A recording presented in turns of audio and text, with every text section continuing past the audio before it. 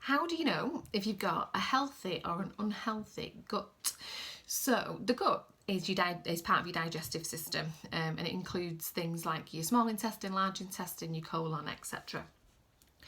And it's where a lot of the magic happens in terms of nutrition, really. So it's where our food is obviously broken down, and it's also where the uptake of nutrients takes place. So there'll be nutrients that pass through the gut barrier and make its way to the body, and it could be making its way to the muscles to help with energy or repair and recovery. It could be making their way to cells to help repair, etc.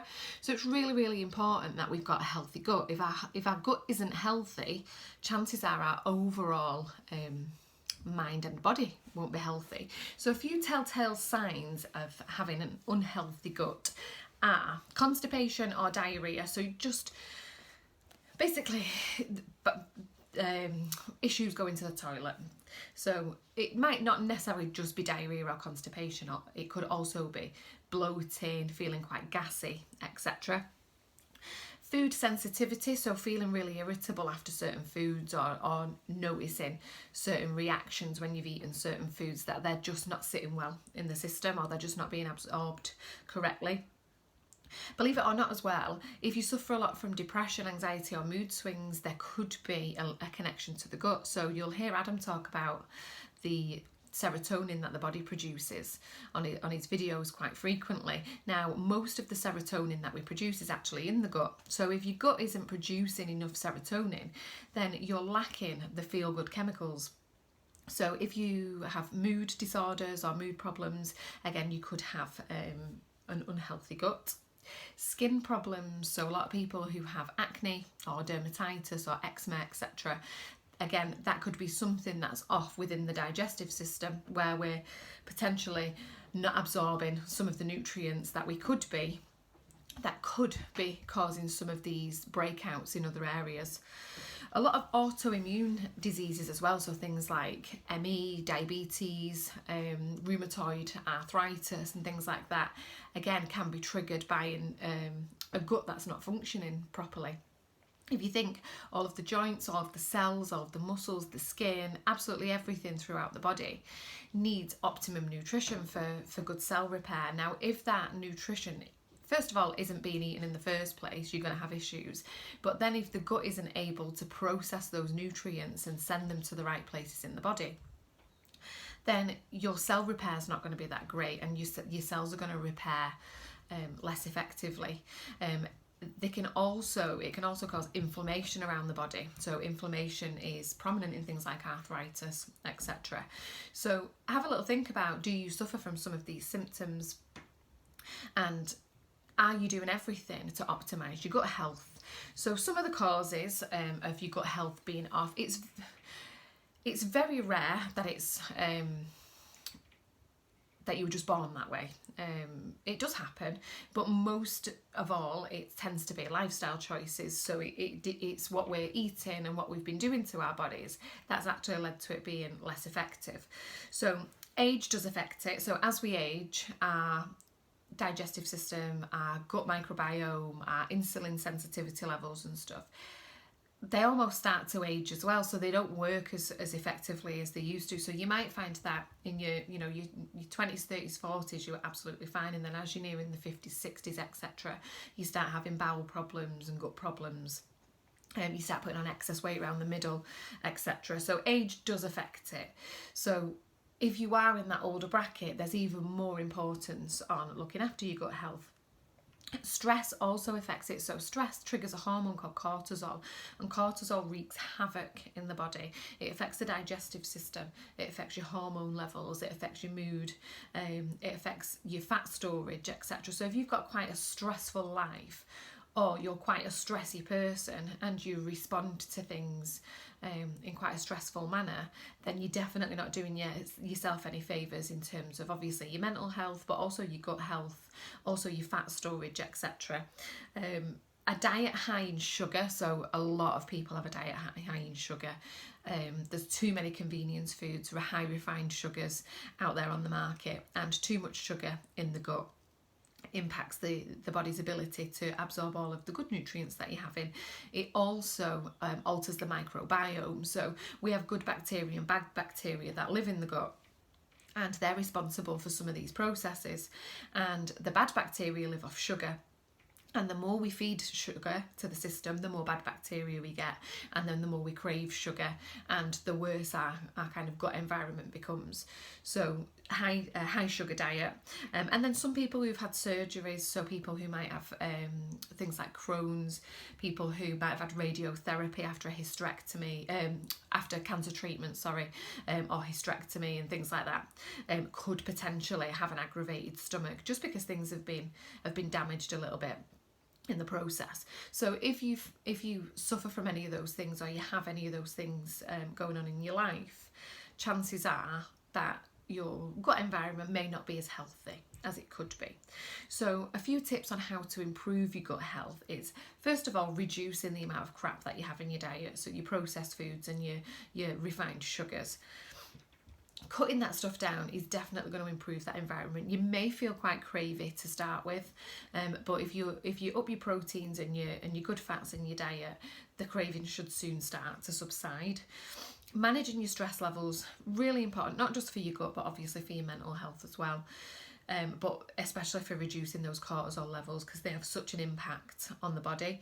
So I did a video a few days ago which was about managing negative emotions, so keeping a little triggers diary of everything that's stressing you out, everything that makes you feel a bit snappy or irritable, etc., and start working through what you can do to alleviate some of these stresses in your life. Drinking plenty of water. Our body can only thrive if it's well hydrated, and most of us are chronically dehydrated. So increasing your water intake. I'm often asked what's the optimum amount of water for a person to drink. Now it differs from person to person. So I weigh 50 kilos when I'm not pregnant, and Adam weighs 100 kilos. So our water intake, chances are our body needs a different amount of water. What I would say is just increase whatever you're having. If you know you're not drinking enough water, aim for 1 more glass a day. You don't necessarily have to aim for 2 litres or 2.5 litres just yet. Just aim to drink 1 glass of water upon waking, and that's going to kickstart that digestive system, and you're really going to benefit from that throughout the day. So drink plenty of water. Get plenty of micronutrients. So your micronutrients are found in your fruits and your veggies. It's all your vitamins, all your minerals. We need these vitamins and minerals for a lot of processes in the body, for cell repair, for the transportation of other nutrients, etc. And most of us, we just don't get enough. I'll quite often check food diaries, and people average less than 1 piece of fruit or veg a day, and you can't expect your gut to absorb all of the nutrients that it needs if there's a lack of vitamins and minerals in the system.